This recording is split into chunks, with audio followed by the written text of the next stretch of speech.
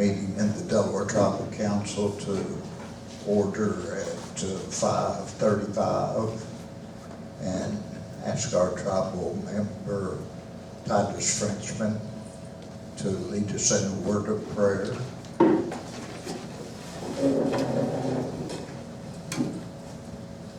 I ask you all to stand, rise, and pray in your own way. Got the Kikulule. Webe all and Matamat. Those who can pray, pray. Kishale Miller. Batama. Kishale. Got the Kikulule. Get the max. Domoke Lama Yukwe. Get the max. Webe all and the not bail. Alongu Makiko Pratisuk. Kishale. Batama. Alongu Makiko. Ahilansu Kishore Damake Lama Yukwe Katamas Kishore Batama. Again, Longu Makiko Patisco Katamas Winish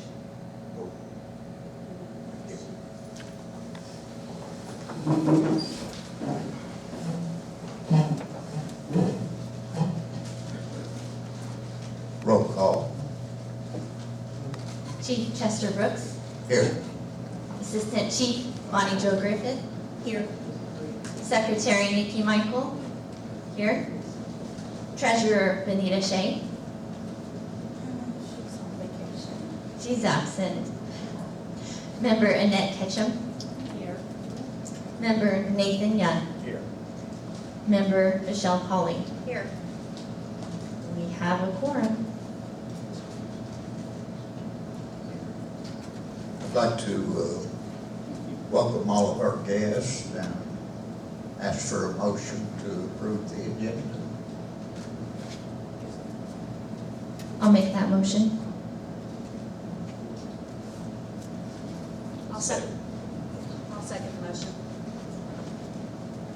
The motion's been made and seconded to approve the agenda. All in favor, please say aye. Aye.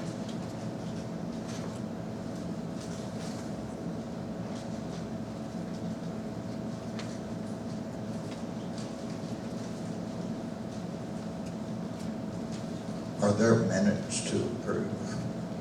No, There are none. we can strike this.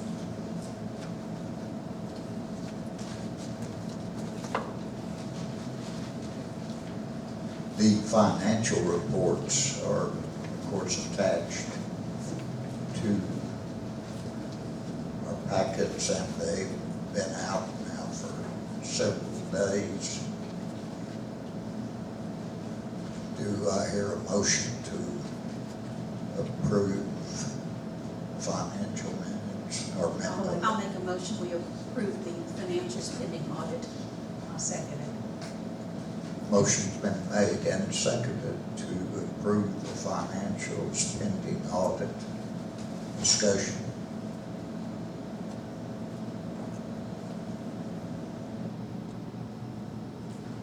Is there any discussion or questions? Call for question. Question been called. All in favor of approving the financials pending audit, please say aye. Aye.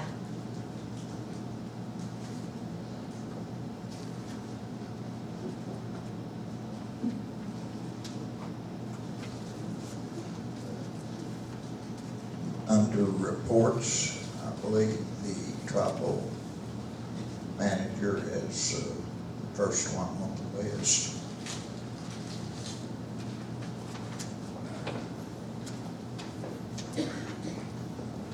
Do we need to discuss, were you gonna come in? Excuse me, I didn't know you were gonna come up here. I was, Chief, do you want me to present a report? You want to go ahead and summarize the report real quick for everyone? Summarize it. Sure. As you know, last month my appointment over to the Child Support Services was approved, so I'm still in transitioning are actually carrying both roles at the moment as we try to transition over, hopefully soon, to a new tribal manager.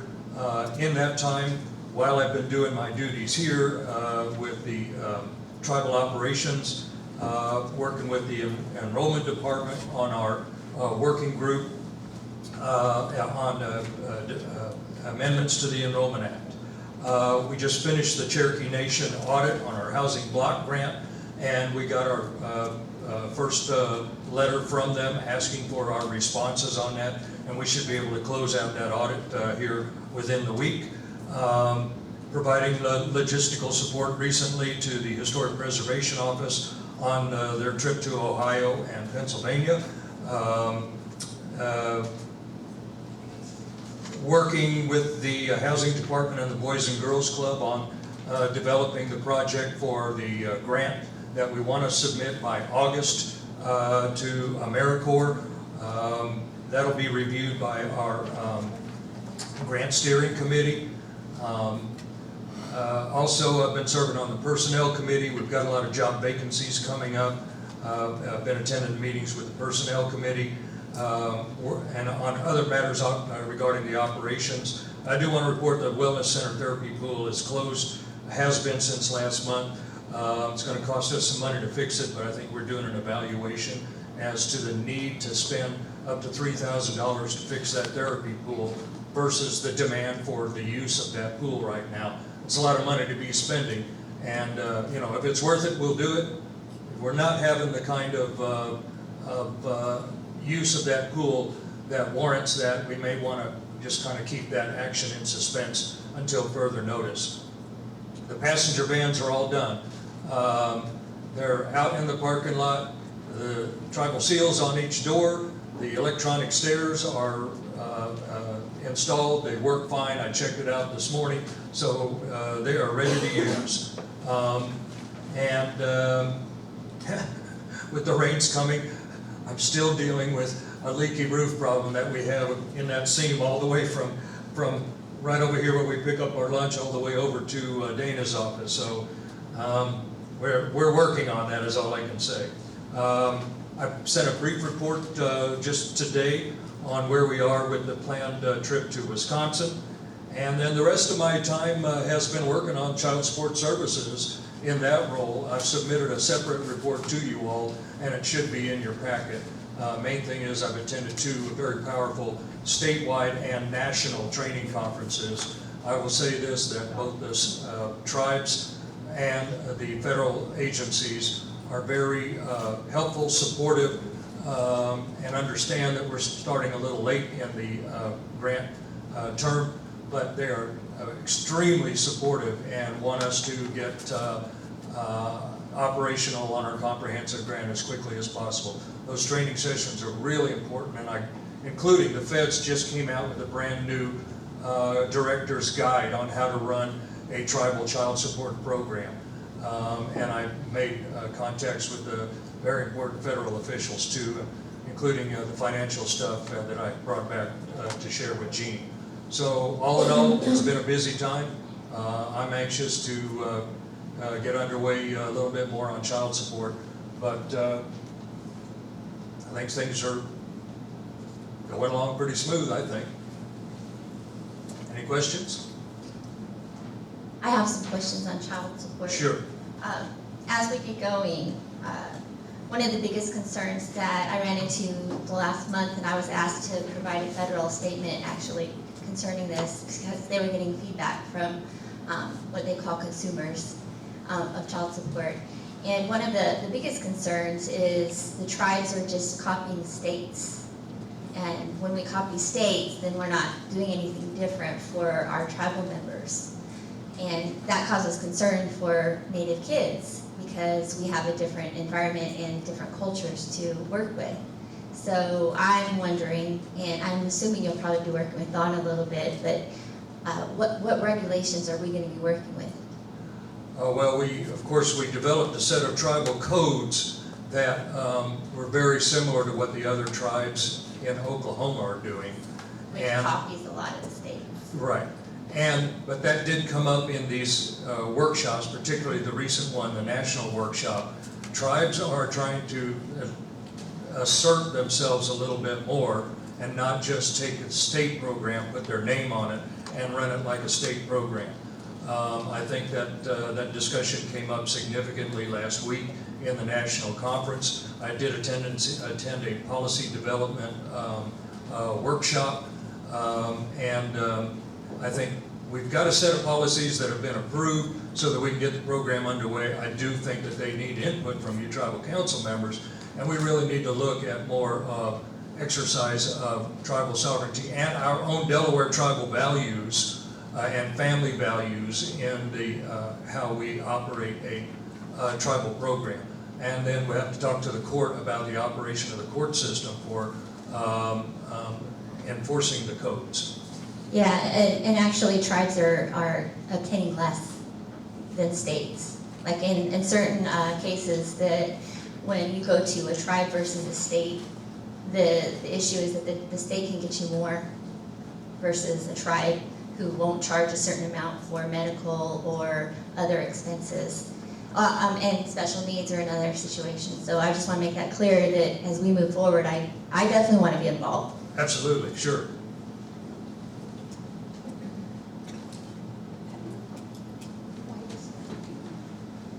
Why is what? Why does that happen? You know, I don't know. I was really shocked when I found out about it, that the biggest issue is that they don't charge a percentage for the medical. And if you're non-Indian, then of course you have sooner care. And there's pressure from the state and the voters to collect that amount of money. A judge looks at a consumer, a single mom for instance, and says, oh, you're on welfare, you're taking money from the state. No, we're gonna make that up by making, you know, in the typical case, the absentee father pay.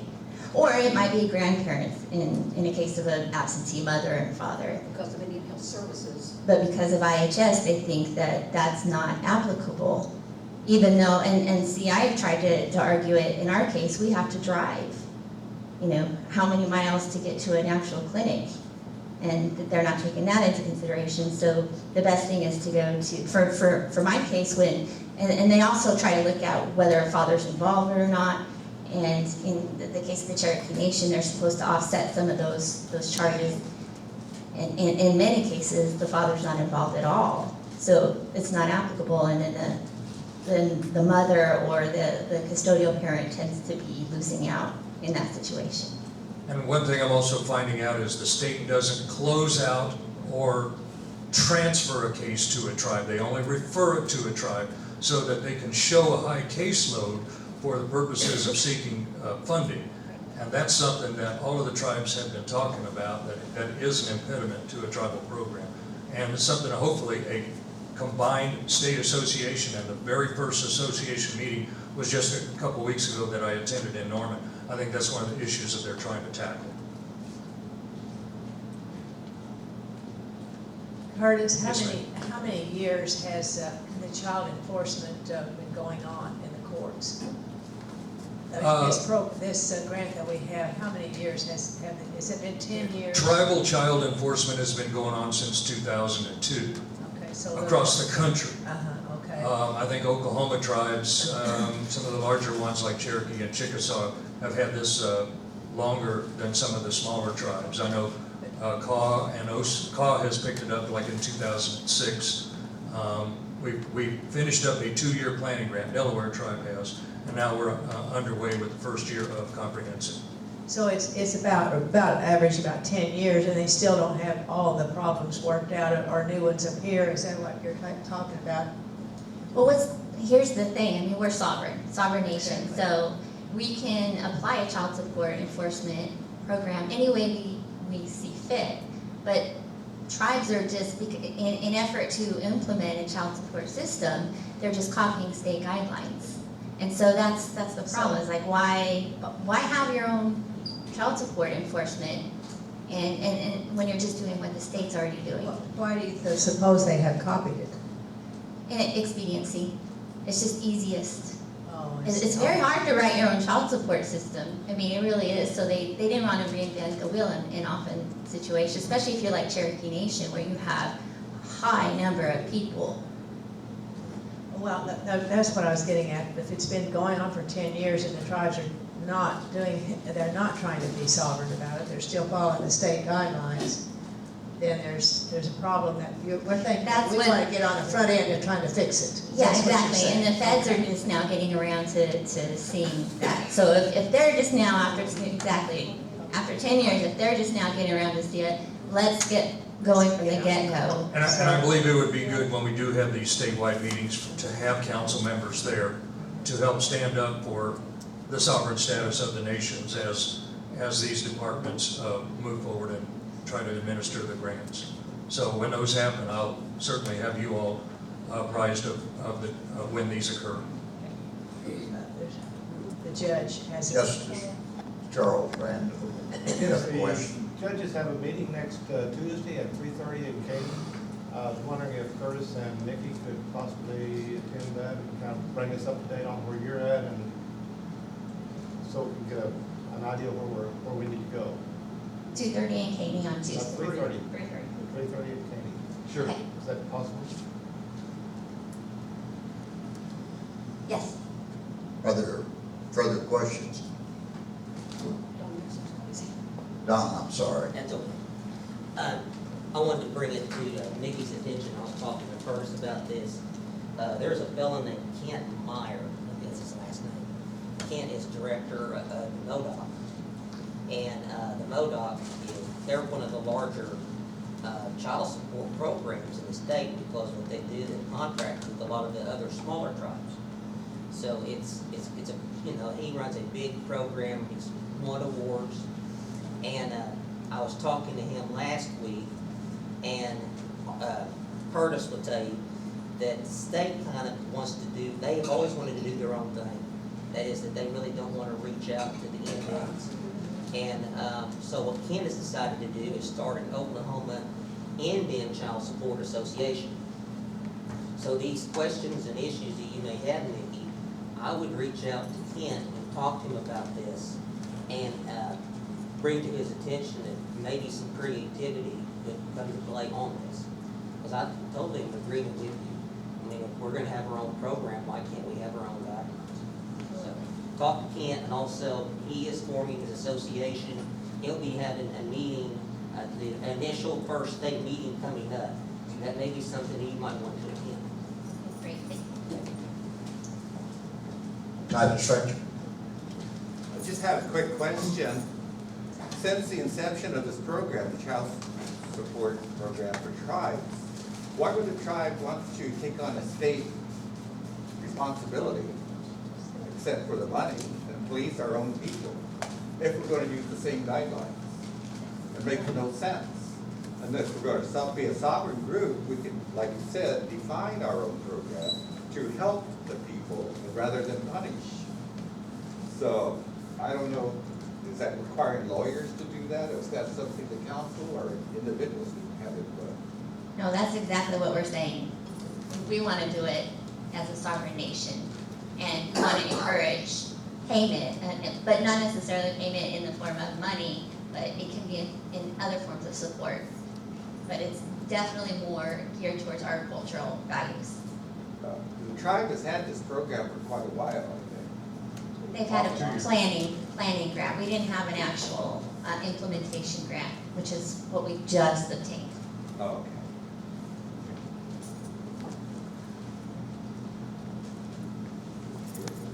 We've got a whole packet of individual department tribal reports.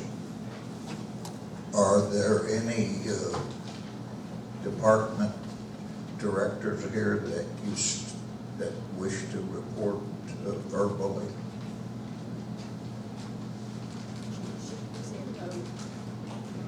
We're not to that yet.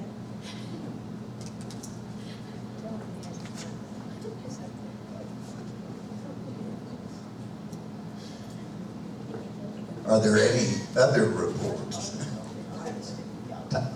Titus Frenchman has got a report, I believe, on his 2,500-mile trip concerning NAGPRA and historic preservation.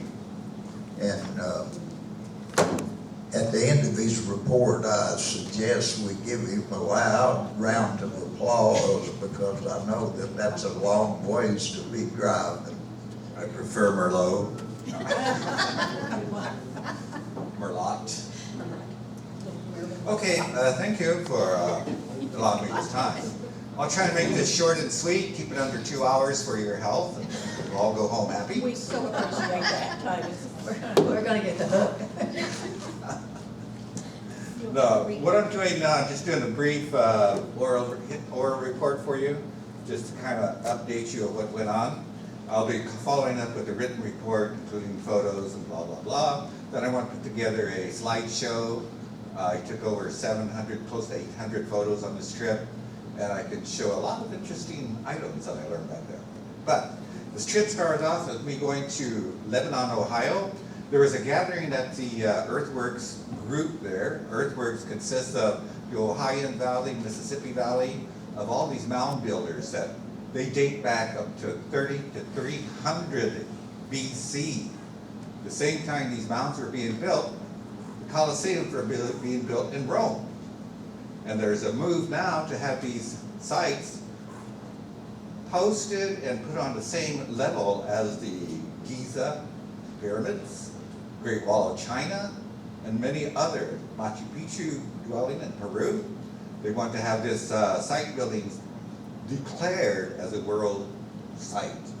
So it's going to be a big change over there if that ever happens. The petition has been signed, the application's been put in, it'll go before a committee sometime this year or next year. And the meeting that we had there in Lebanon, just 60 miles actually outside of Lebanon, was attended by almost 50 people, archaeologists, state people, fundraisers, architects, all kinds of folks came. There's probably only 3 Indian representatives, four of us there. Sioux, North Carolina, Cherokee, myself, and Comanche. So 4 of us there, amongst all this crowd. We did nothing there except talk about what the importance of the area is, how large it is, what it encompasses. We broke into 4 groups, sat down with different topics to give our input on what we would do if we were wanting to develop this place. We signed no documents, we made no commitments whatsoever, but this is just a planning group to get things rolling if this ever happens. Because they're looking at high tourism increase, acknowledgement of the mound builders of this country, this continent, of which we should take interest in because our name comes up over and over in regard to this area. There's many different archaeologists, linguistic specialists that have their own opinions, their own theories. The mounds in the Ohio Valley, the Mississippi Valley, they're looking at different language groups. Perhaps they were talking about the Siouan group. The Siouan group is a large group. It originally started off with the main group and split in 2, and one branch split down to 4, the other branch split then down to 8. And Omahas, Iowas, I get my list here. Osage are in there. Osage, yeah, Osage is included in that. But anyway, what struck me, because when I was attending University of California, Davis, studying history, doing reports, I ran across quotes all the time that the tribes back east considered our tribe one of the oldest tribes in their area, Algonquian dialect. So they never mentioned this. So I brought that up and said, well, what about this? Well, we'll get back to you. So anyway, I just had my 2 cents put in there. Does the Siouan have better publicity, PR or what? It was a huge group is the problem. It encompassed, the Mandans are part of that, but they maintain their own dialect. As with many of our East Coast folks who are claiming relation, being part of us, it's an issue of linguistics. The Algonquian dialect, or basic root, came down, which we were part of, mainly, we were the main group. And then we had sub-dialects that developed. Nanticoke kicked in. the Ramapos developed theirs. But because they speak a dialect of our language does not necessarily make them Lenape. Cherokee Nation, they speak a Muskogean dialect. That's the Levi quote. Iroquois dialect. Yeah, it's an Iroquois dialect. Cherokee, but they don't run around claiming they're Iroquois. So there's a lesson to be learned there. Whatever. So anyway, a lot of discussion was held. That went on for 2 days. I learned a great appreciation again for Sweet Breath of Life. Being on the 4th floor of the hotel with no elevator. Stairway straight up. Good God almighty. You have golden land. But after 2 days, 3 days there, it's a 3-hour drive, 200 miles, or to Wheeling, West Virginia. Wheeling, West Virginia, beautiful place. All that area back was just beautiful. We met at Native American Graves Protection, well, actually the Grave Creek Mound Archaeological Complex. That was in West Virginia. And what was going on there is they invited 22 different tribes were identified to come and participate in a roundtable discussion with the state representatives, some of the local archaeologists who have studied the area. There is a location in Buffalo, West Virginia, approximately a 3-hour drive south of that location in Wheeling, which we made, in a big cornfield. In that cornfield, there was discovered remains of a village. Upon excavation, which was originally done around 1847, and they were followed up on after that, they found that based on 50% analysis, the burials in that area, they could go over well over 1,000 individuals. The problem was, who did it belong to? At the meeting that I attended, we had 2 representatives from North Carolina, Cherokee Nation. We had the absentee Shawnee representative there. We had a Seneca representative, a Cayuga representative, and a couple of more, one Comanche. Yeah, okay.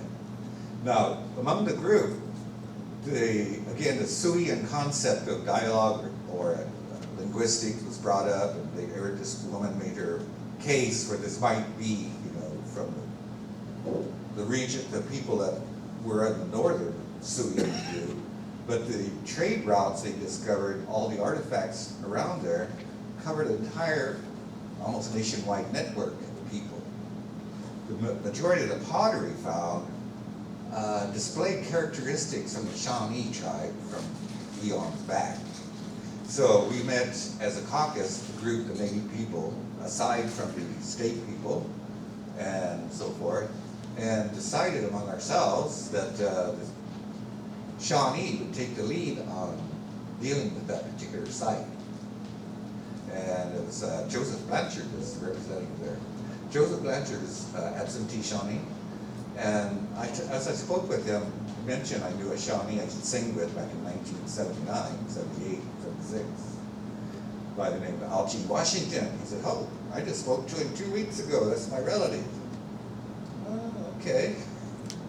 So I made a contact right away. When we got to the cornfield, the state representatives were there. The energy company that was owning a lot of the land was there. The farmer was there. There was a whole bunch of other people from the State Department. One of the proposals they wanted to do with that particular set of land was to fence off a small section of the interior of the cornfield, put up a monument along with a gift shop.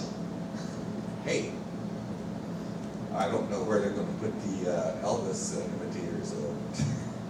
It did not. The people we did not like that idea. You do not, put up a monument with a gift shop or whatever.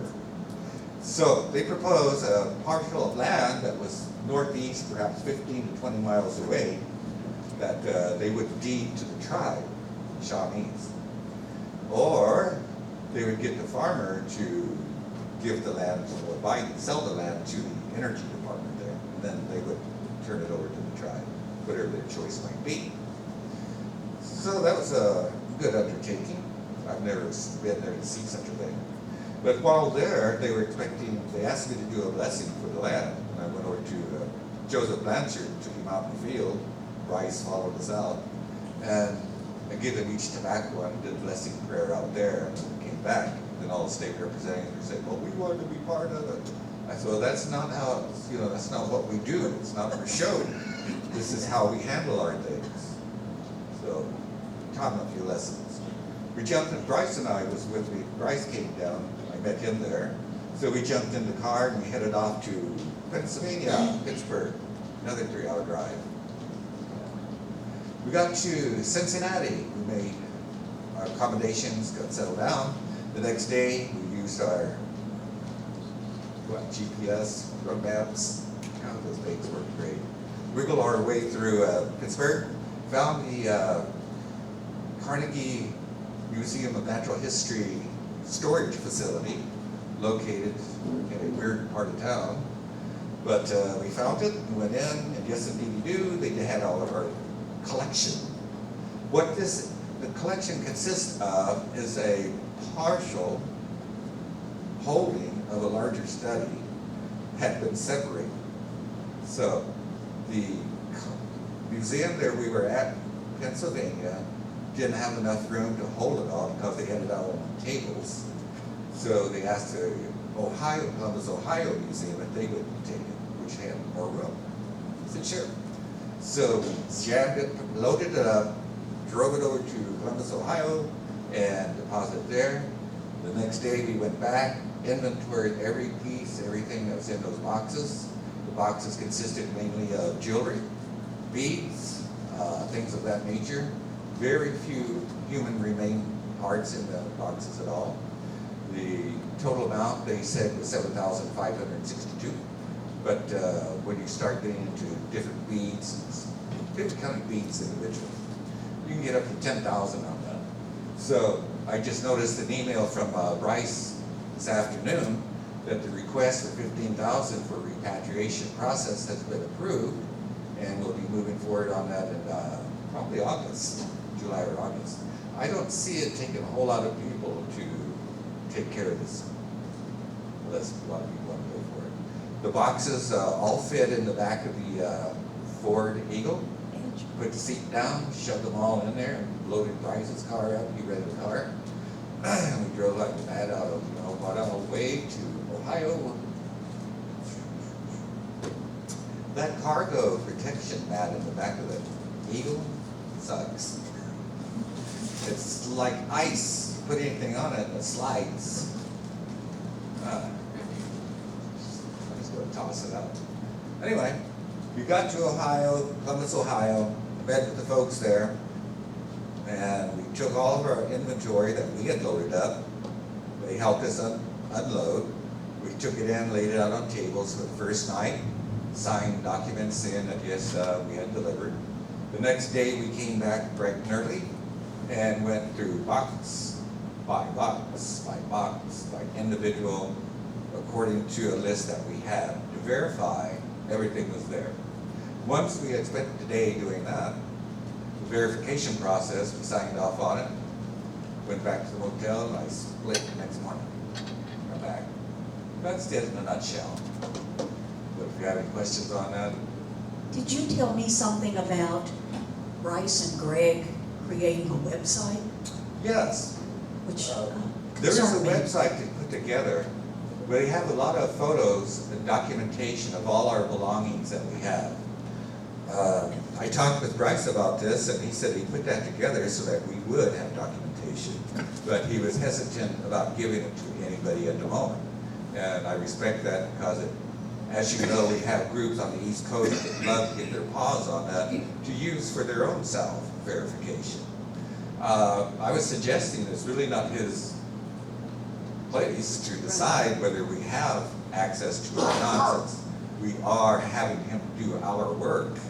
We are sovereign, but I did thank him for not blowing out on the websites.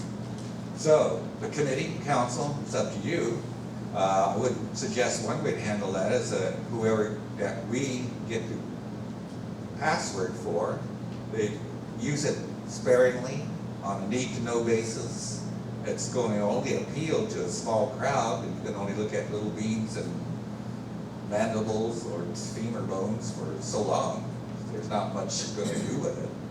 But it documents who we are, where we have been, and it's very important. Again, I want to bring this up, that we attend these meetings to have our voice heard. Out of 22 tribes that were invited to the Buffalo, or the Wheeling, Virginia, West Virginia, out of 22, there's perhaps 10 showed up. So a lot of people around Oklahoma, different areas, have no input, and it's very rare that they've seen Delaware people come in. Bryce has been representing and doing as best he can, but we need Lenape people there speaking. Titus, if we don't go, do we run the risk too of people that aren't Lenape, that aren't in our recognized tribe showing up?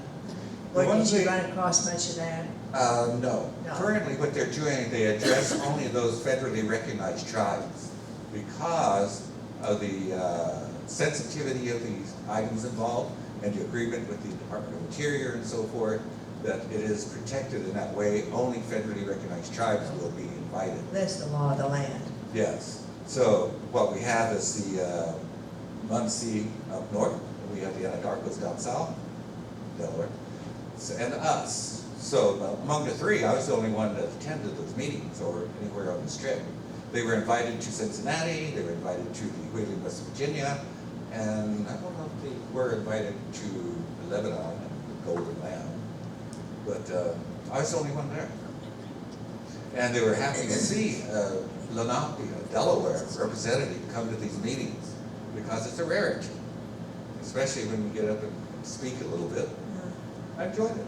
Well, I think too, possibly, that back in the 80s and 90s, the Delawares were represented up there, and the park services were very slow because they were formulating what they were going to do, and now that things are kind of on a track where they're moving, hopefully things will move a little faster, but those formative years that Delawares were involved.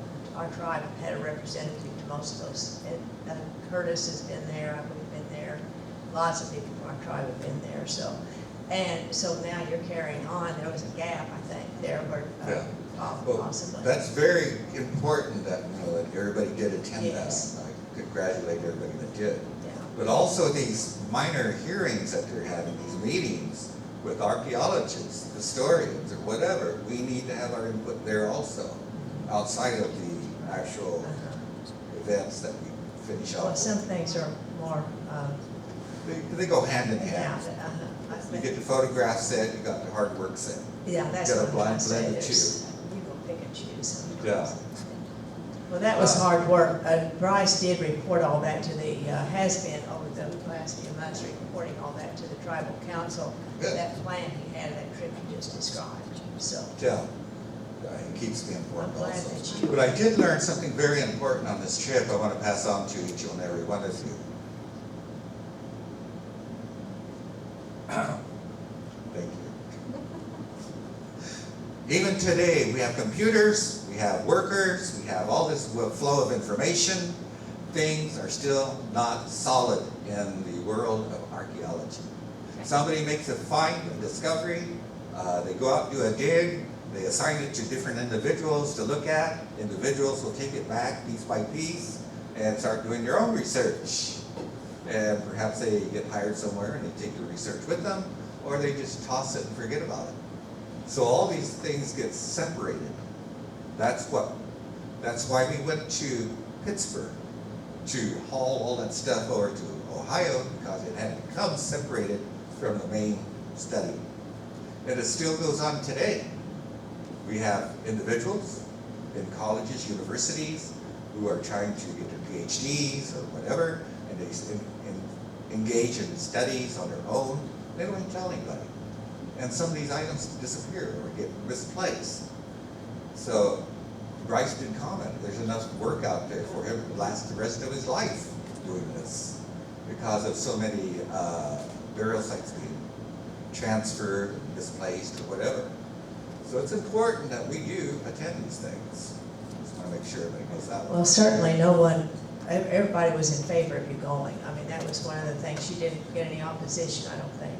I'm sure nobody else is gonna drive that far. I know, that's exactly. Well, with a lot of what he's doing, I think it leans towards what we need to do, and that's really take control of our own NAGPRA and our own historical preservation. And I would like to see us head in the direction of a Lenape studies. One of my recommendations I would like to make is we establish an office here. Oh, totally. Yeah, just a room, desk with a file cabinet, so that we do have our own information as a sovereign group, that we do have input into what we're doing as far as when it comes to consultation for anybody wanting to do development. Again, we have lagged behind the other two groups, the Anadarko and the Stockbridge Muncie. We look at the same area, where we're responsible for the same area a lot of times. But as a tribe, we should have, I said this many years ago, a tribal member attached to Bryce's hip to learn everything that he knows, so that one day when he rises to the stature of his knowledge and gets asked to go somewhere else, he doesn't take all our information with him. And we're back to square one. Well, he wouldn't physically take it, just being up here, is what you're talking Yes, about. yes. Yeah, his mental, Yeah, we can have all the paperwork we want, but unless we make Yeah. sense of it, it makes no sense to anybody. That's why we need an individual to learn, to be with him, to study everything that he knows. It should be a younger person, because I can't do it myself. I got other things to do. don't want to do it. Preferably, it'd be one with a PhD in history, wouldn't you say? Oh, I think that would be incredible if we I wanted to were. bring younger people onto our committee. Exactly. And I asked Michelle if she would like to join us on the NAGPRA Oversight Committee. Nikki's already on, you're on. We just have to get coordinated with the meeting times. Yeah. Last Wednesday of the month. Work for you. Last Wednesday of the month is when we meet as a NAGPRA group.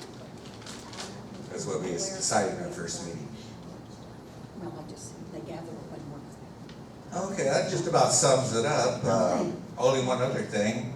Phillips Petroleum gas cards do not work past St. Louis, Missouri. You get to St. Louis, Missouri, and you're on your own. Oh, no. They do not like Phillips beyond that point. So, Is it Chevron from that point on, or what? BP. Chevron's at Barnesville. BP's back that way. Oh, Part of that's Phillips is right. Chevron now. Okay. Yeah. So anyway, that's just a recommendation, but the All car right. performed well, thank you. Thank you. Anna's got it. Well, thank you for doing that, Titus. Thank you for representing the tribe. No problem. I enjoyed it. Still learning more right now. Oh, this book was presented to me by the author himself. He autographed it and gave it to me. It's an excellent coffee table type book. Has a lot of information, wide information on the mound builders through Mississippi, the Ohio areas, and I'd like to share it with everybody. You can pass it around. As soon as I finish my slideshow, I will hand it over and let you look. You know what, Titus? I had a CD-ROM of that some doctor did, and I think I gave it to Anita. Oh, I'm positive I did. You ask her about that one that Annette gave her, because it's a very extensive CD-ROM on those Oh. mound builders, so you can put it on your computer. mhm. Good. We did get a private tour of the Ohio State Museum, and after hours, we met the director over there. He attended the meeting also in Ohio, what's it called, Lebanon, Ohio. I got to have dinner with him and chit chat. Interesting person. And while we were at the museum, they had this fantastic display of a lot of artifacts they had recovered from some of the mounds. And I took a lot of photos of those, and you'll be interested to see them, I think, because they were excellent works of art dating back 300 BC in this continent. And everybody says we only arrived here 12,000 years ago. There's lots of those mounds. It's incredible. I They're haven't even been huge to that. too. They cover Cahokia. acres Uh-huh. of land. Well, and the thing that there's so much it's incredible. They had a huge display of those mounds over at the Minnetrista Museum in Muncie Town in the 80s or 90s. I can't remember when it was exactly, 90s possibly. And it was fascinating. And I don't know where that exhibit went. And we've had people come out here in the last 30 years, probably at least 4 or 5 times, to get information from the Delaware and the Shawnee. They've come right here to our tribe and, over Virginia. What really interested me is all the circles they had built in these mound areas, which covered acres. The circles and the squares they've designed, the circumference of the circle matched the area of the squares, and they duplicated that different places around the valley area, which indicated they had a working knowledge of mathematics. They set up mounds from a stationary point. You could look at the different mounds in between, and they monitored the rise and fall of the lunar cycle, the moon. It's all designed. So they had knowledge of astrological movements, astronomy. So this all went on in this country, and nobody knows exactly who. But we're related, let me tell you. Curtis, I'm sorry, Titus. What? Who Titus. said that? All right. Dennis, I don't know. Call me Fred. We appreciate you taking the time out and going on the trip, and I'm sure We look forward to your slideshow presentation. Maybe you could do it for our elders some noon. Wine and cheese. Oh, Merlot of evening reception. No, you can do that. Wine and Merlot. One last thing, but I'll let you go. Bryce shared with me a notice that from the National Endowments, whatever, that there's an application coming down the pike, which I have one here, which is due August 31st, for $20,000. The areas to be looked at is culture, language, anything pertaining to culture, projects, planning groups.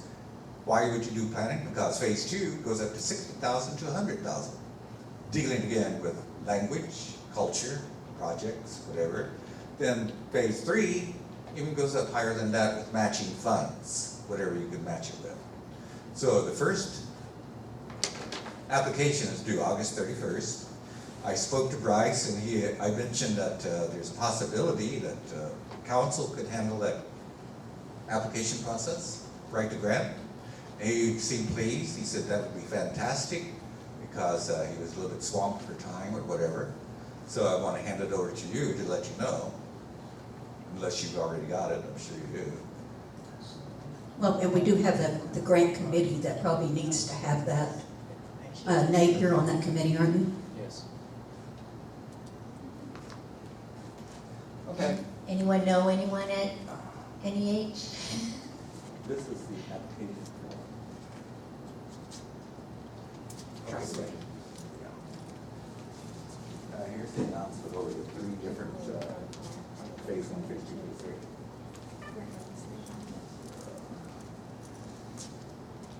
Titus, I know Anna's got a question for you. Yeah. She could very easily ask that question while we're in executive session. Okay. But that's it. Let's see, have any questions? All right, thank you.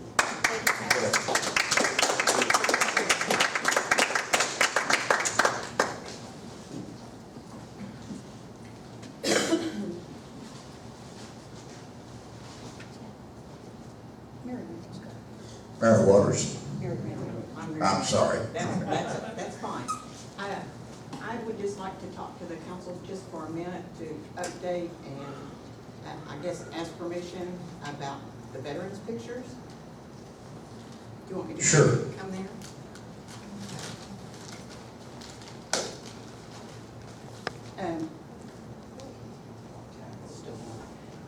As everybody can see, we've taken it as far as we have plaques. And so Charles has agreed to make more plaques and rails we would put them over on this wall, a bank of 30, which matches this bank of 30. Susan Cake has agreed that she would finish the plaques. Last night, when War Mothers met, I asked the War Mothers if they would be interested in helping finish the project. And they jumped at it, really. When we first started this a couple of years ago, the War Mothers didn't have any funding. And we've had several fundraisers and have a little nest egg, and they wanted to be involved since it was the War Mothers that originally started the veterans pictures. So Charlie's proposal was to make 37 plaques and finish out this with the 7, and then there'll be 30 in the rails over here. And right now we have 13 pictures that we need plaques for. So his thought was, why make just 13? Because once they're all up, we're gonna get more pictures. Absolutely. And so I just wanted to bring everybody up to date and hope that it's all right with the council that we do the last 30 plaques over on that wall. I think that's a great idea.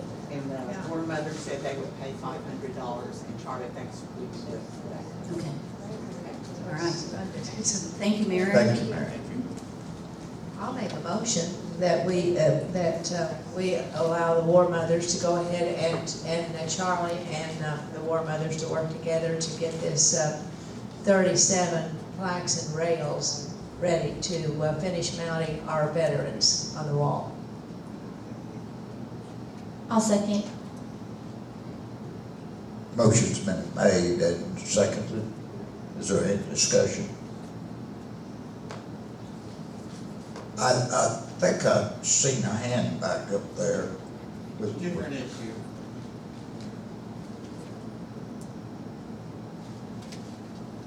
All in favor of the motion, if there's no discussion, please say aye. Aye. Opposed? Or abstentions? Oh, wait, I guess that's his hand up. Titus?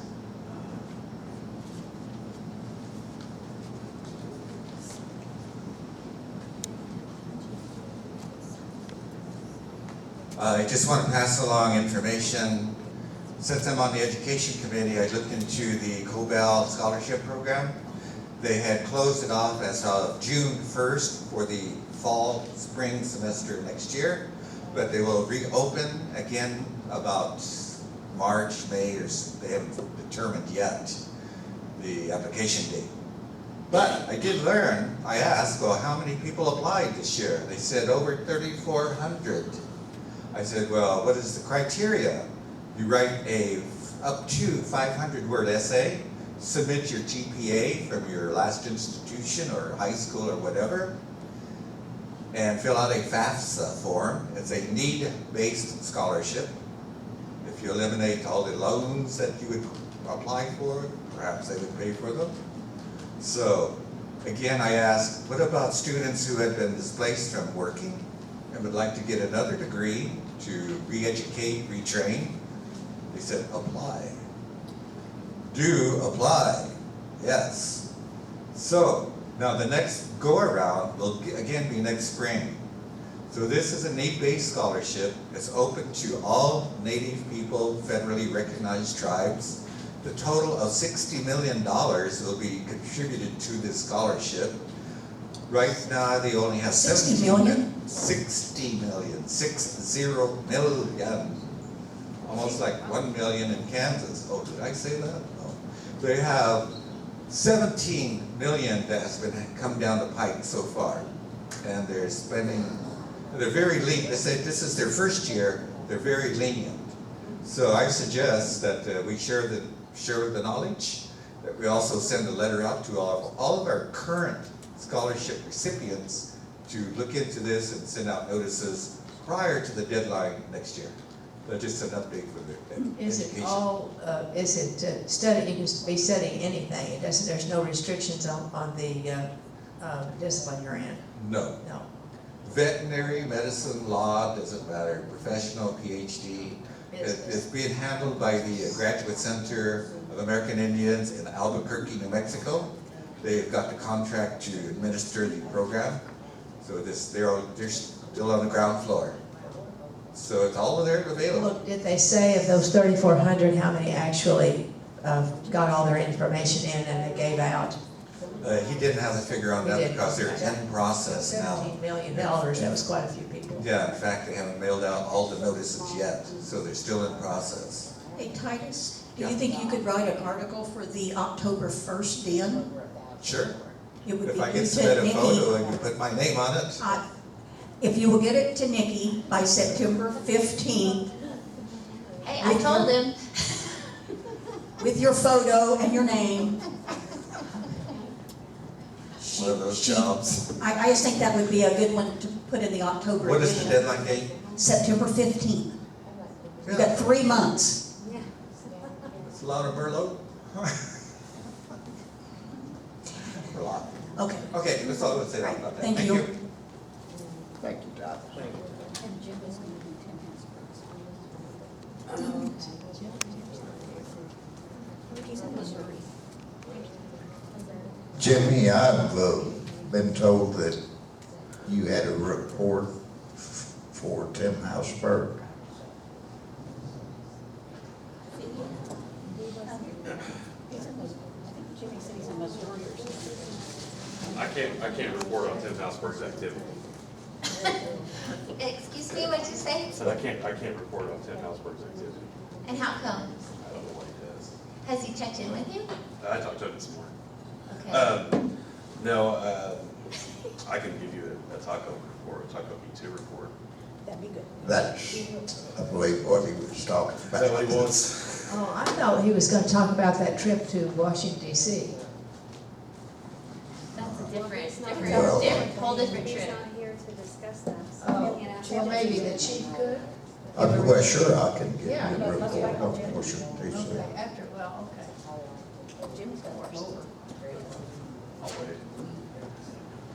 wait. Recent developments in Taco B2 are that we did receive a response from the Small Business Administration regarding our 8A application. They had sent us a list of 7 or 8 questions that they had, one of which you're addressing this evening with the amendment to the Articles of Organization to the company.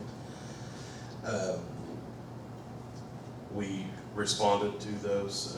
We had some fingerprints redone, and that response was sent via email last night and was put in the mail this morning. It will get there by 3 p.m. tomorrow in San Francisco at the SBA office. So now we just wait on further information from them. I did meet with the Cherokee Nation Territorial Office last week. I have a list of further information that they're requesting as well. So I will get that done this week, probably by the first of next week. And get that Terra application finalized so it can be reviewed by the committee or whoever they certify people next month. Other than that, the work on our subcontracts and our contracts is going well. We've had no problems with our payables, payroll, anything like that. Everything seems to be running smoothly. I know there was a hiccup a couple months ago, but we've resolved all those issues. And we've kind of got a flow and a rhythm down now, and everything's running smoothly. Thanks. Are there questions?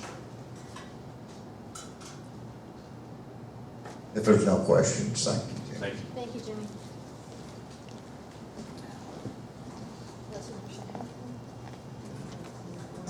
I think Councilwoman Ketchum was asking for a report on the trip to DC. And I have actually not included it in writing in here because it's going to in the paper. But I will give you a verbal report. We left here about 2:30 on Wednesday afternoon. Got to Washington DC at uh, 11 o'clock Eastern Time. Uh, At 9 o'clock the next morning, we met with our Congressman, Jim Bridenstine. Jim was there in his office, although he had to go to a committee meeting, so it was a 2-minute visit with him, but about 30 or 40 minutes with Jim's legislative representative. Incidentally, Jim Bridenstine, our congressman, is a naval, or was a naval fighter pilot. And we talked to him a little bit about TACO, the work that TACO is doing, because it hopefully will get directed to doing a lot of work on military bases. And the legislative aide said that he could help us in that regard if we get our 8A status. The next meeting didn't occur until about 4 o'clock at 3 o'clock with the BIA. We met with number 2 in command of the BIA, Daniel Black and Daniel Smith. They also had a solicitor's office, a relatively young representative from the solicitor's office. And we got the good news that yes, Alan Woodcock, the Tulsa solicitor, had sent on his recommendation on the carcieri question, and to Washington, D.C. for final review. They couldn't tell us that day whether or not it would be affirmative or negative, but they could tell us that it had been turned over to our friends in D.C., Barbara Cohen and Scott Keene. That is probably good enough news to think that we're going to get a favorable decision. I hope it turns out that way, and I think it will. The Friday morning, we met with the SBA, and at that time our SBA, it had not been reported by San Francisco that our SBA application had been received. Mr. Chris James, the head of the Office of Native American Affairs at SBA, reported to us that if we hadn't heard from the reviewing officer yet in San Francisco, we probably would be hearing from them the next week. And I think Monday of the next week, we did hear from them with 6 questions, which we've already answered. In addition to those 3 important visits, Tim and I went by, after the closing visit in the morning, we went by the Museum of the Native American, mainly to look at and see what the new treaty exhibit had in it. We had talked to the museum a year and a half ago and pointed out the fact that the Delawares had the first treaty with the United States. And they've now got a whole wing of the museum that covers many Indian treaties with lots of different tribes. And they do have us at the front of that exhibit. I'm not sure whether it's fortunate or unfortunate. They concentrated on the William Penn Treaty of 1682. And What we're known for. and they didn't actually display the first treaty that the United States ever had with an Indian tribe, us. Also, a couple of wampum belts that they had in that exhibit and claimed to be the Penn Treaty belt. They're not replicas of the Penn Treaty belt. I think it's an Iroquois Treaty belt. But it, you know, it looks real good, and we can point out there and show them a picture of the real Penn Treaty belt. What is that, will that be a permanent exhibit, Chief? Yes, I think so. And something strange did happen to us coming out of the Department of the Interior. I hear this person say, Chief Brooks, and I turned around and I recognized him. He said, I'm not sure that you want to talk to me. And I recognized him. I said, well, yeah, I'll talk to you. It was David I forgot his last name, all of a sudden. That David Mullen that used to be the attorney for the Cherokee Nation back when we were fighting for. Yeah, I remember him. And He was a pretty young man at the time. yeah, I'm not sure if the Cherokees fired him or not after he lost us, thanks to Ada Deer, but he wondered if we'd go have a cup of coffee with him, and I said, sure. And I found out that after working with the Cherokee Nation, he had worked with the Creek Nation for several years, and after that he actually became the attorney for the Senate Select Indian Affairs Committee in D.C. He did make a comment that was interesting to me, and in hindsight I could probably agree with him. He commented that after we were recognized in '96, if we had negotiated with the Cherokees, we'd have got a lot better deal than the one we've got now. And his comment was we were willing to give you whatever you wanted except land in trust in the 14 counties.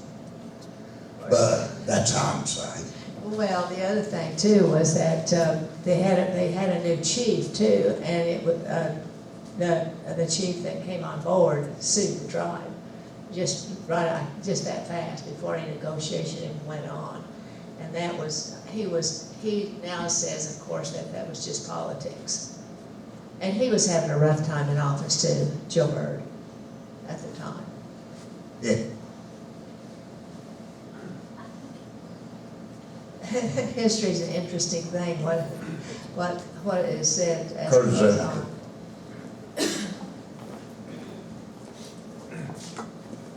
Chief, the Delaware tribal record will show that under the leadership of Chief D. Ketchum, there was formal negotiations set up between the Cherokee Nation and the Delaware tribe. There was a 3-person negotiating team. Representing the Delaware tribe was myself, Mike Pace, and Martin Thomas. We held several meetings with 3 representatives from Cherokee Nation.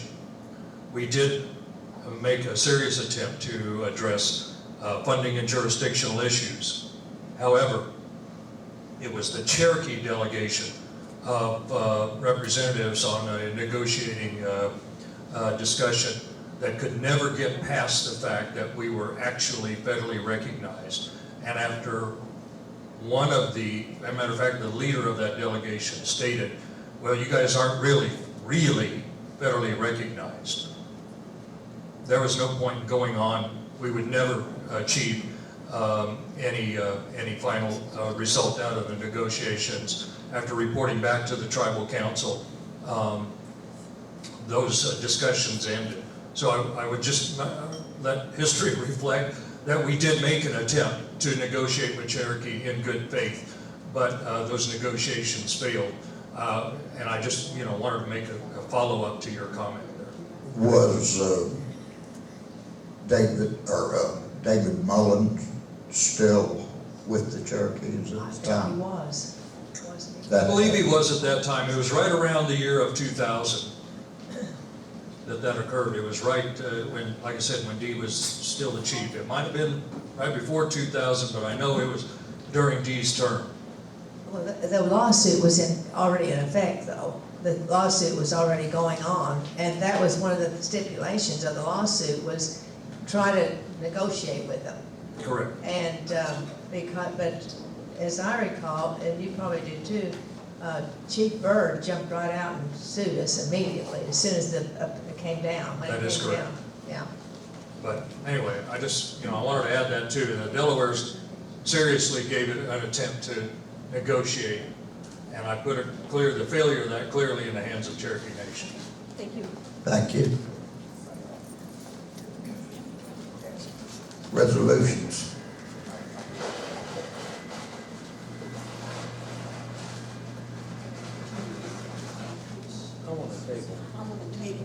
I would like to make a motion that the 2015-34 resolution about housing be tabled. In reading through it, it contradicts the policies that we just voted on a month or 2 ago. I don't know if everybody's had a chance to read through it, but if you do, our changes are not in there, most of them.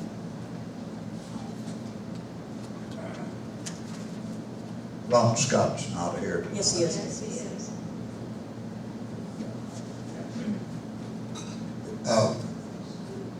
Can we in general point out changes that were made that are not there? Come to the Or, Can he come to the podium? sure, And Chief, I have not read completely through it. I stopped once I saw these errors. So there may be more, but I can point out the ones that I saw. It's in section 3, I believe, conditions of eligibility. It's got, the applicant must have a satisfactory credit history, and we took that out of the policy.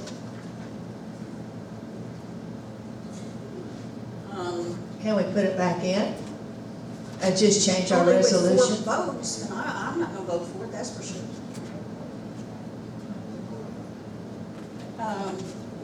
And the one that says,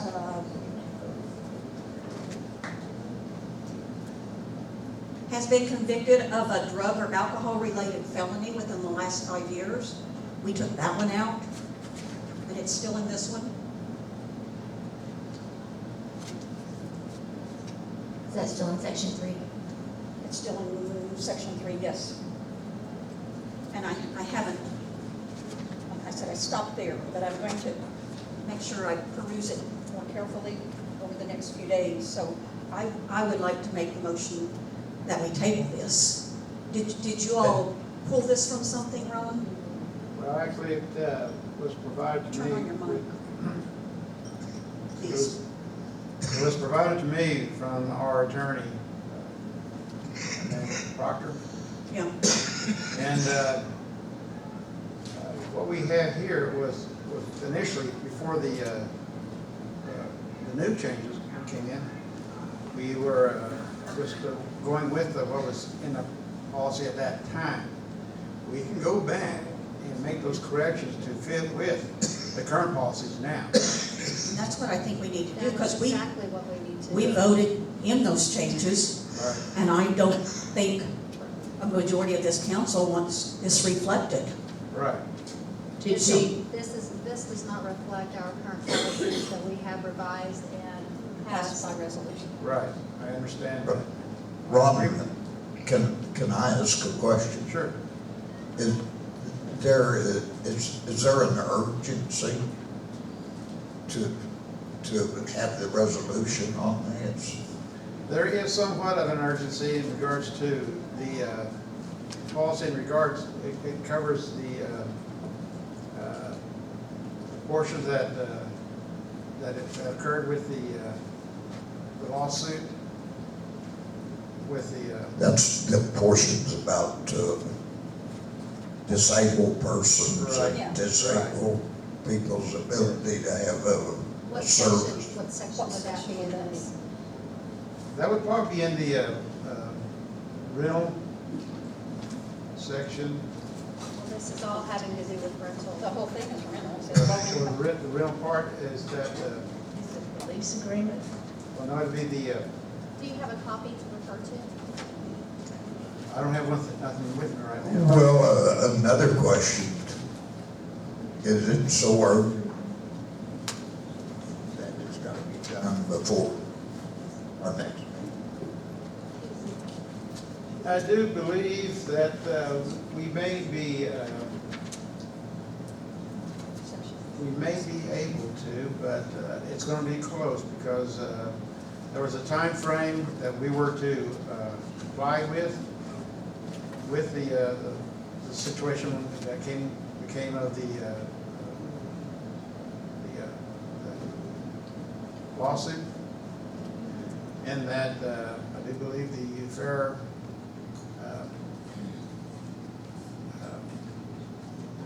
section that wanted that included with our new policy, we had to do so within, I think, we was 60 days or something like that. Then, as you incorporated those changes, then why were the other changes not incorporated?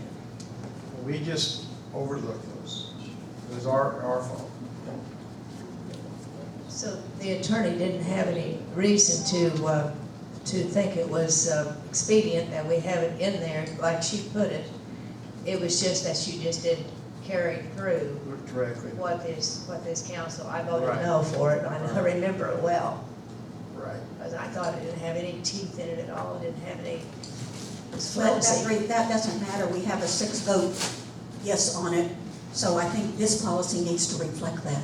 Right, you're very correct.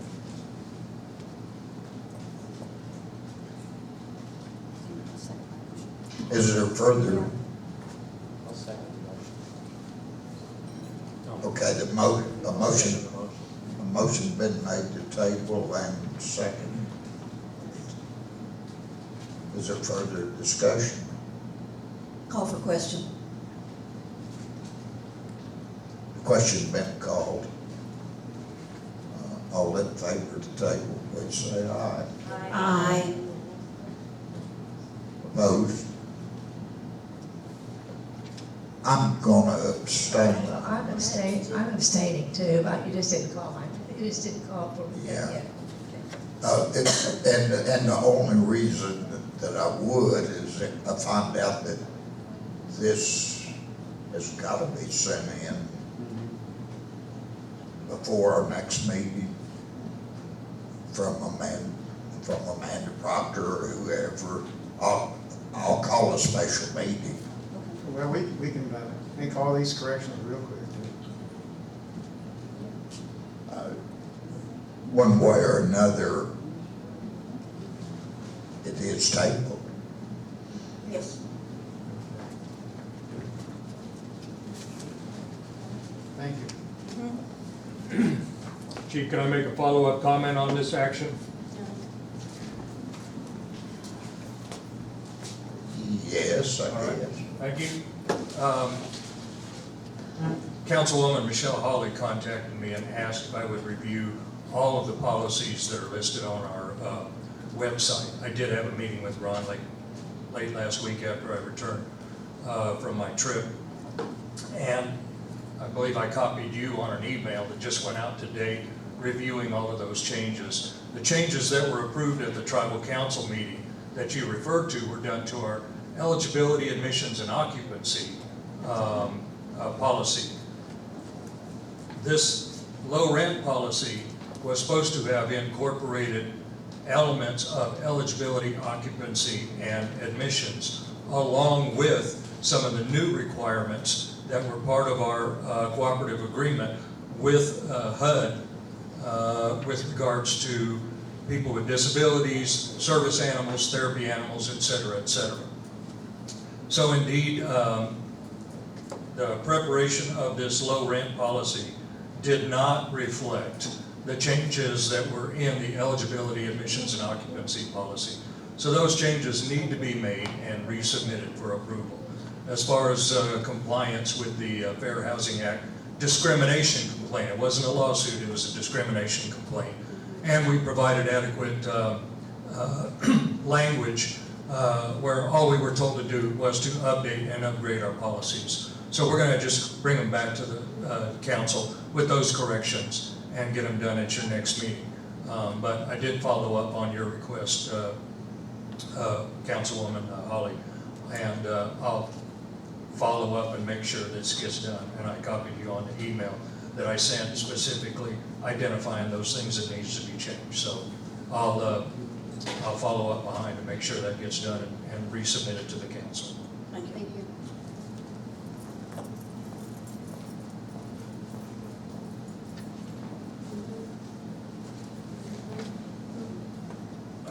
Could the Secretary read Title 11, now therefore be it resolved, Resolution 2015-35? A resolution of the Tribal Council of the Delaware Tribe of Indians to approve tribal membership. Whereas the number 058499 through 058513 correspond with the names of individual applicants determined eligible by the enrollment director. Now therefore be it resolved, the Delaware Tribal Council of the Delaware Tribe of Indians does hereby authorize and approve the persons whose names correspond with the numbers listed above of the Delaware tribal members. I'll make a motion to approve this. I'll second that motion. Motion been made and seconded to approve. All in favor of the motion, please say aye. Aye. Opposed? And no abstentions.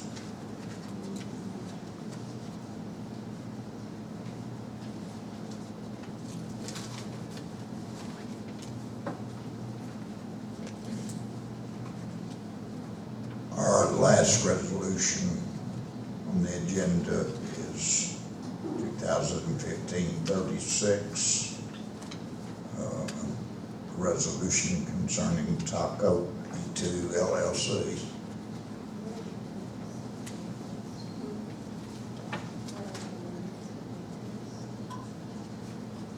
A resolution of the Tribal Council of the Delaware Tribe of Indians to authorize the filing of an amendment to the Articles of Organization for Taco E2 LLC. Whereas on December 16th, 2015, the Tribal Council adopted Resolution 2014-52, authorizing the filing of Articles of Organization for Taco E2 LLC.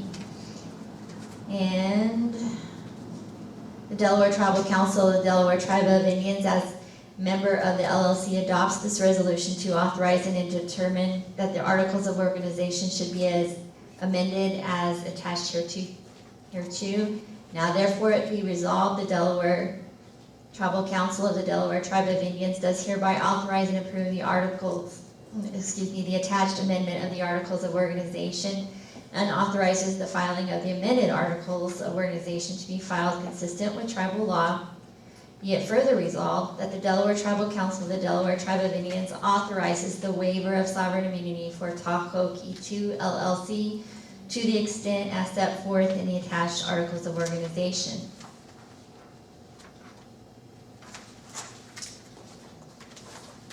Jimmy, is that highlighted? Because I couldn't find that. The amended portion? Yes. It's not highlighted. I don't believe it is highlighted. It's referencing the fact that the Taco E2 was established as a for-profit entity. Okay, The SBA asked us to express that more outwardly. okay, so that's Article 9, it looks like. I believe so, because I don't have a copy of it in front of me, but I believe it It is. says the limited liability company shall be a for-profit entity.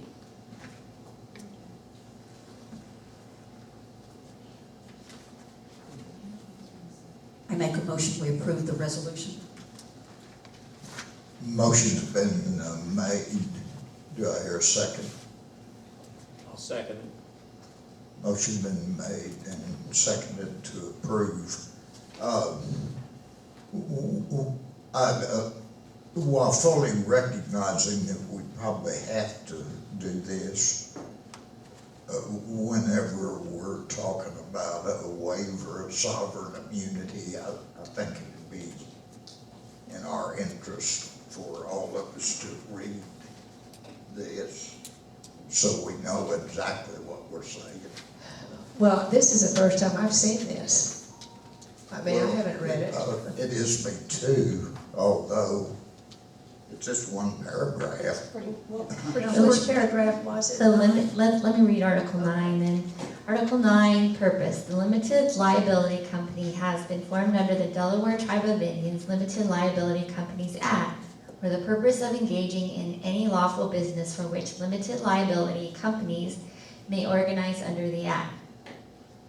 The limited liability company shall be a for-profit entity, and it's underlined and in bold. The Delaware Tribe of Indians Tribal Council, the sole member of the limited liability company, agrees that Tahoe E2 may sue and be sued in any of the United States federal courts, which are hereby designed to be among the courts of competent jurisdiction for all matters related to the SBA's programs, including, but not limited to, 8A program participation, loans, and contract performance.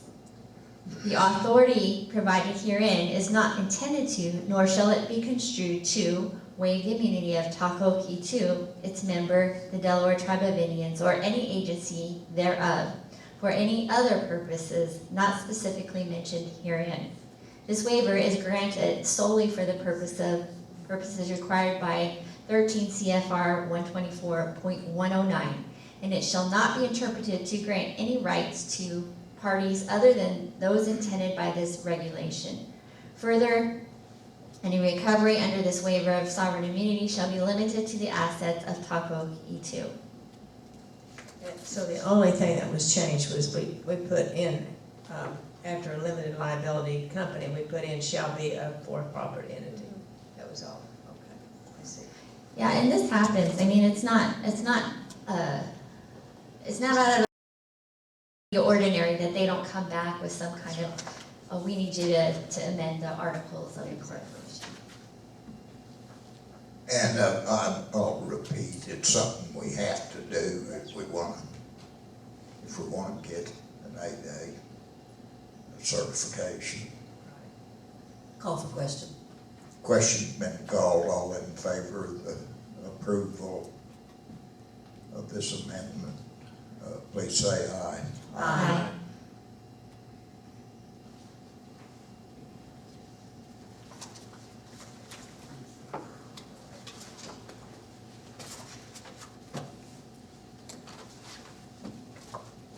Do I hear any other business? Titus has his hand up. No. Titus?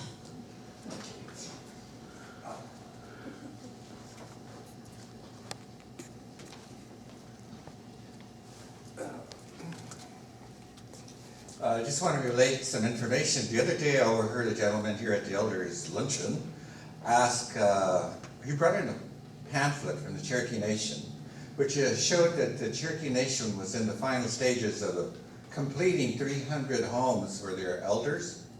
And he asked, when is our tribe going to be developing houses in Kansas, since a substantial amount of money was channeled from the HUD housing for housing development. And in Kansas, we have the land, but we have no house. So I just thought I'd throw that out, see if there's any movement in that direction. And I'll take my answer offline, so. That would be a part of any strategic planning that we would like to do. But we have to get the plan going before we can actually do any development. Curtis is. Curtis. All right, Chief, just some information to bring to your attention. Found this out last night.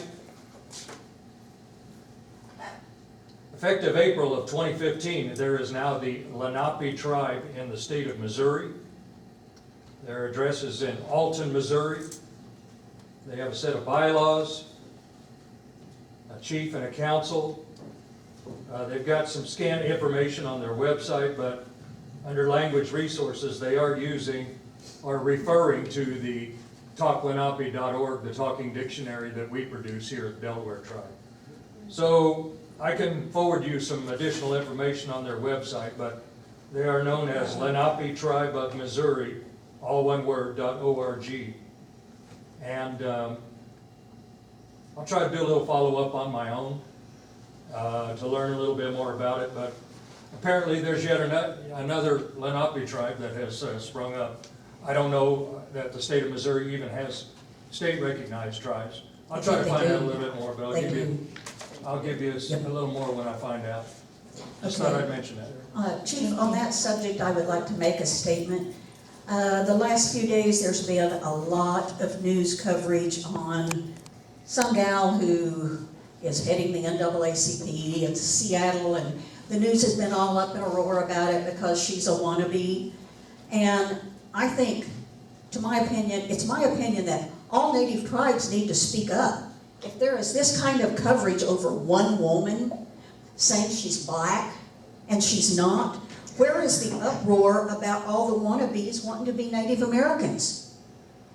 I mean, I think everybody needs to write somebody and say, hey, I mean, I've sent an email to Fox News today, and I know, Nate, that'll make you happy, but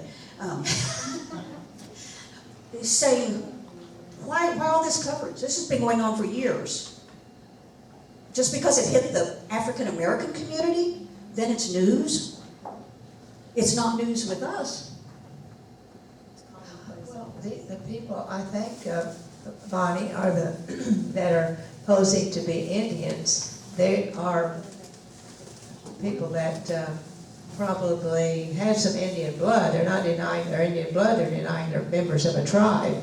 Where black people don't have tribes is one of the big differences. And she was not African American or a black person. She was a white person completely and could prove it. I'm white and I can't prove it. She's actually also stating she's Native. Just to She's add saying to it. she's black, Native, and white. She does say I'm she's Native and white, and I can't prove the She white. checked the box. Okay, I would like to make a motion. Oh, one thing, my friend Susan Kay mentioned today that some of the cemeteries really need mowed. And I know we've had a lot of rain, but Curtis, can we check out the grounds, how dry they are at the cemeteries? Some of them are really grown up and haven't been mowed in about a I had month. a conversation at lunchtime about that. Okay, because I know that's a concern for a lot of the Delaware. I was just out there also to the Delaware Cemetery out on the 2 mile, and there's a big tree that's knocked down. I took some pictures and showed Chief, so I've got that project started too. And you were talking about the Fall Leaf Cemetery, Susan? And the Fall Leaf Cemetery needs to be mowed. Yeah, so we need to get that taken care of. And at this time, I'd make a motion, we go into executive session. Leslie has something to say. Oh, I'm sorry. I'm requesting the Assistant Chief to provide a mailing list. Oh, I'm sorry. There was one thing in new business I was supposed to bring up, Leslie. I apologize, I forgot. For us to get the mailing list because the Examiner Enterprise is printing the Delaware Indian News now. And Leslie is under a resolution saying she cannot release that to us without us voting on it. Without the approval of the rest of the Without approval of the council. So I'm gonna make a motion that she be allowed to get us that full mailing list so that we can have labels made, because the deal will be printed next week. That's my motion. I'll second. Motion been made, and Susan's got her hand up. When there are submissions to the DIN, what's the drop dead date for that? Yesterday. It's always the 15th at 5 o'clock, the preceding month that the DIN comes out. So, September Talk to me 15th. afterwards. I didn't know we were gonna Just the have Veterans a paper. Committee. We have one every 3 months. Well, I know, but we never did. Did somebody else, was somebody talking, did I talk over? Oh, I didn't know we ever decided who was gonna even publish it. I wrote a letter to, who did I write a letter to? Oh, to Greg, and I never heard from him. He's not doing it anymore? No, he's still of course doing you it. do. He's never printed it. Well, I know, but collecting the information for it. No, it goes to me because I'm the secretary Uh-huh. and also the editor, and then it should CC Greg. Oh, well, I didn't. If I ever get hear something that. that Greg hasn't seen, I'll forward it to him. If he gets something that I haven't seen, he forwards it to me. I see. I wouldn't mind having another person sit on the committee to do that. Well, we hadn't talked about it this month, so I thought maybe we were gonna drop the paper and not have it in October or something. Titus? That's where. Titus, I'll join the committee. We'd be glad to have For the you. newspaper? Yes. Sure. And in that line also, I'd like to make requests to the council to see if I can get recognition as a photographer, Delaware recognized photography media type person, just to get credentials and support. Under the Indian Arts and Crafts Act, Yes. we can get you a letter.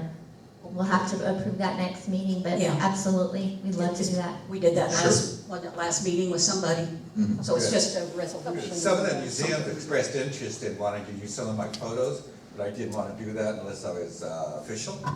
And I only wanted to for the tribe and not individual benefit. By Cal, no. But anyway, thank you. All right. Now I make a motion, we go. Sure. No, not yet. You haven't voted yet. Susan, Susan. I believe you wanted to say something about veterans, Yes, the reason I asked that question was because I had not notified Kenny to submit an article for the DIN for the Veterans Committee. Too late. Yes, that's fine. Okay, one other thing that the Lenape OC group has asked if they could utilize the van for an upcoming event with the Shawnees and their youth program for a stomp dance on the 18th. It's which is Thursday night, Thursday yeah. night. And you'll be going, Yes, and you'll be driving. I don't know how Right to now, our drive. insurance says elected officials or employees. Okay. Okay, We had to get a waiver thing for Titus to drive the edge to Pennsylvania. well, either Titus or I'll be driving. But it has to be an employee or a elected person, is that it? So if you can, We can figure it out between now and then. Yeah, but as long as everybody's okay with that. Oh, yeah, I mean, that's what they're there for. Okay, all right. Because we're great. gonna take one on Friday night to the Drillers game, the elders are. Right, so spread the Hoping word, the weather anybody holds who off. wants to join What was us the with the date kids, it's the on 18th. that? The 18th. I believe Jason wants to direct the ship by leaving at 6, and then we probably won't return till, it should be over about 10, so that brings us back in at 11:30. So we've had a full house for Lenape OC, so it would be a good idea to talk to, probably Michelle would be the person to contact if you have kids that want to go.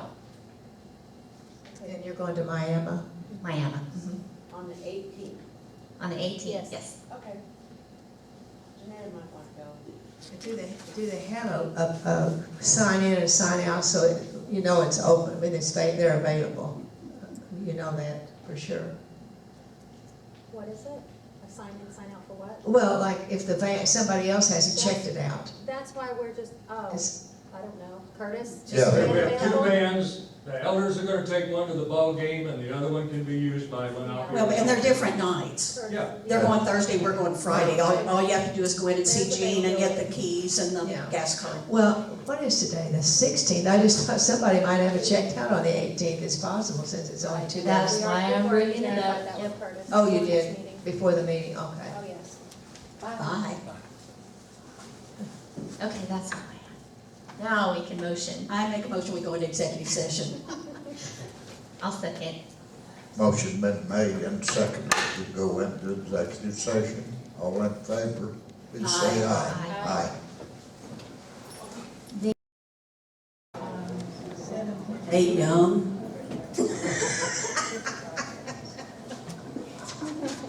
He was related to your grandma, I know. Oh, I love mine. I don't It's know. not into the But Nate always knows everybody, or their relative around, from doing that. We know a lot of people don't know. But she has 3 names, Lisa and Michelle and Holly, so. I'll call this meeting back to order at 8:12. And I think there are a couple of motions. I make a motion to instruct the Personnel Committee to redirect the new Child Support Services Manager to begin immediately in his position at the Caney office. Any dealings that can be diverted to the Chief or Assistant Chief's offices need to be redirected. His place on the Personnel Committee and Grant Writing Committee are now vacant.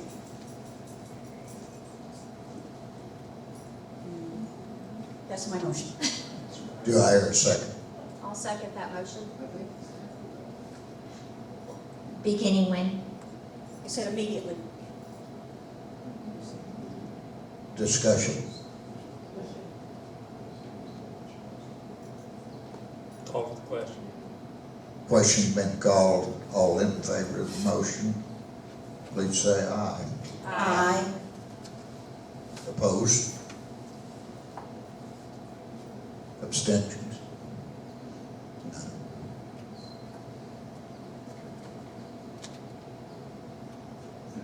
I make another motion that we hire Melissa Zanderbill to overhaul our website, emails, and calendar, which are in much need of dire repair at a cost of $5,000. Do I hear a second? Second.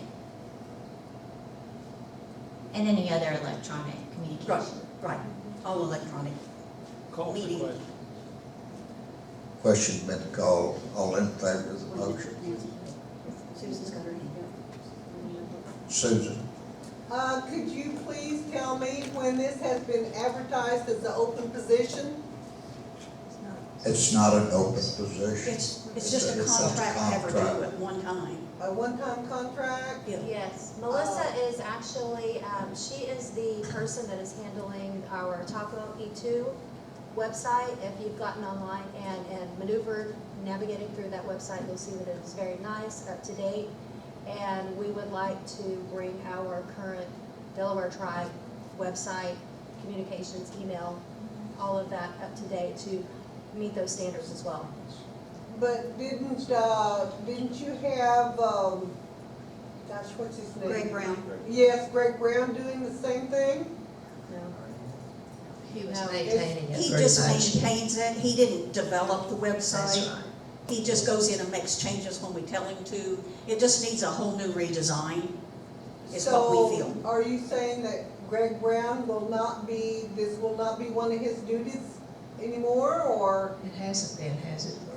Correct. Well, he inputs things, but it takes days because he's got a regular job, so that's, he's willing and ready to kind of hand that over to whoever wants to take it over next, and we have found her to be the best option that we've looked at. And then Johnny would just maintain. Right, exactly.